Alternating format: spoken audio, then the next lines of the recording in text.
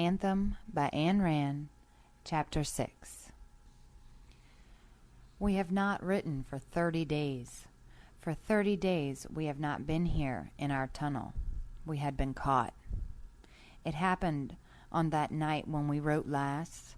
We forgot that night to watch the sand in the glass which tells us when 3 hours have passed and it's time to return to the city theater.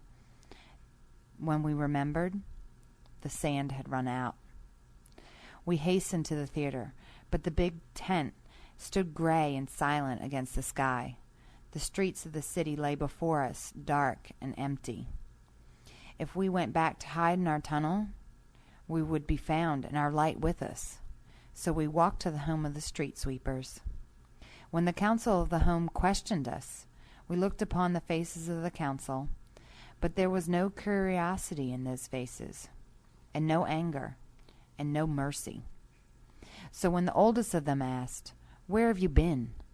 we thought of our glass box and of our light, and we forgot all else, and we answered, "We will not tell you." The oldest did not question us further.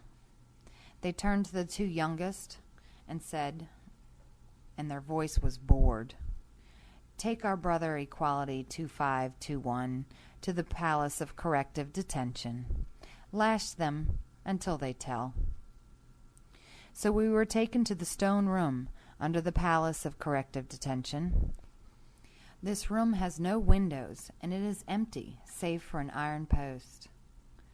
2 men stood by the post, naked, for leather aprons and leather hoods over their faces. Those who had brought us departed, leaving us to the 2 judges who stood in a corner of the room.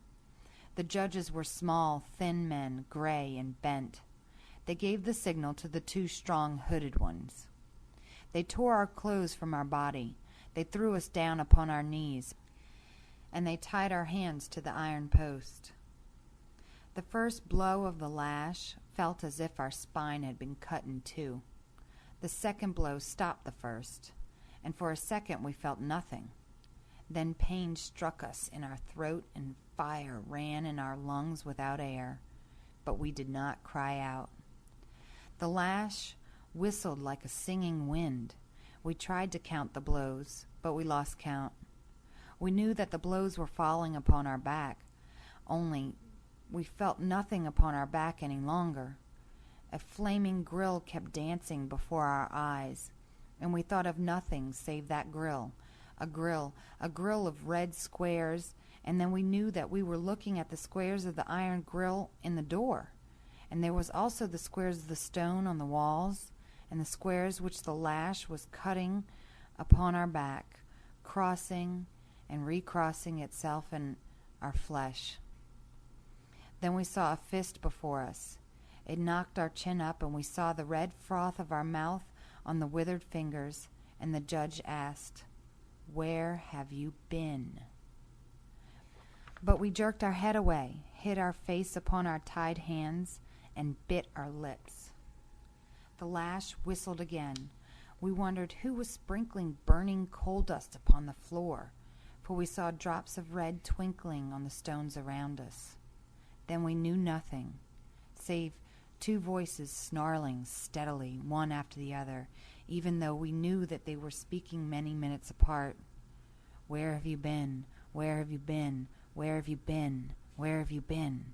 And our lips moved, but the sound trickled back in our throat, and the sound was only, "The light, the light, the light." Then we knew nothing. We opened our eyes, lying on our stomach on the brick floor of a cell. We looked upon 2 hands lying before us on the bricks, and we moved them, and we knew that they were our hands, but we could not move our body. Then we smiled, for we thought of the light, and that we had not betrayed it. We lay in our cell for many days. The door opened twice each day, once for the men who brought us bread and water, and once for the judges. Many judges came to our cell, first the humblest, and then the most honored judges of the city. They stood before us in their white togas, and they asked, "Are you ready to speak?" But we shook our head, lying before them on the floor, and they departed. We counted each day and each night as it passed. Then, tonight, we knew that we must escape, for tomorrow the World Council of Scholars is to meet in our city. It was easy to escape from the Palace of Corrective Detention. The locks are old on the doors, and there are no guards about. There is no reason to have guards, for men have never defied the councils so far as to escape from whatever place they are ordered to be. Our body is healthy, and strength returns to it speedily. We lunged against the door, and it gave way. We stole through the dark passages and through the dark streets and down into our tunnel.